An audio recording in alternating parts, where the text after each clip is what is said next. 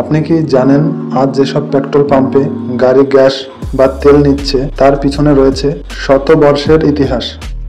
একসময় যেখানে ঘোড়ার গাড়ি ছিল রাজা, সেখানে জ্বালানি স্টেশনই ছিল না। মায়ার বাঁধনের নতুন আরেকটি এপিসোডে আপনাকে স্বাগতম। এই এপিসোডের মাধ্যমে আমরা জানাতে চলেছি তেল ও গ্যাস ফিলিং স্টেশন সম্পর্কে। ভিডিওটি শুরু করা যাক। সবকিছু শুরু হয় 1905 সালের যুক্তরাষ্ট্রে, যখন গাড়ির সংখ্যা বাড়তে থাকে। প্রথম ফুয়েল স্টেশন ছিল আসলে একটি দোকান, যেখানে ম্যানুয়ালি গ্যালনের তেল দেওয়া হতো। 19 শতকে জ্বালানি তেল আবিষ্কার হয় এবং সেটা রিফাইন করে ব্যবহারযোগ্য শুরু হয়। আগে শুধু তেল দিত, এখন আধুনিক station, ATM, toilet, coffee shop, mini market শুধু জ্বালানি নয়, সার্ভিসও দিচ্ছে। পেট্রোল, ডিজেল, সিএনজি, এলপিজি, এখন আবার ইভি চার্জিং। জ্বালানির ধরন বদলেছে, স্টেশনগুলো বদলেছে।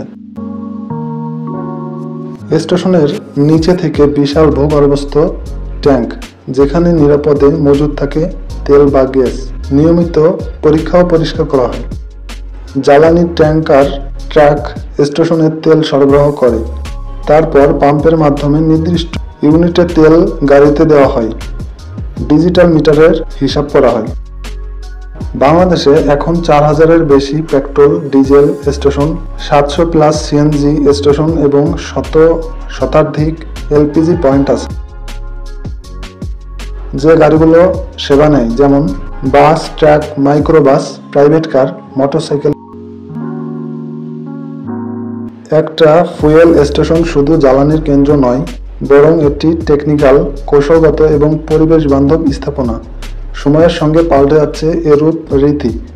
ভবিষ্যতের পথে এগিয়ে চলছে স্মার্ট এজেন্সি। এরকম রহস্যময় আনকমন ভিডিও পেতে আমাদের চ্যানেলটি সাবস্ক্রাইব করুন। ভিডিওটি ভালো লাগলে লাইক করুন এবং বন্ধুদের মাঝে ভিডিওটি শেয়ার করুন।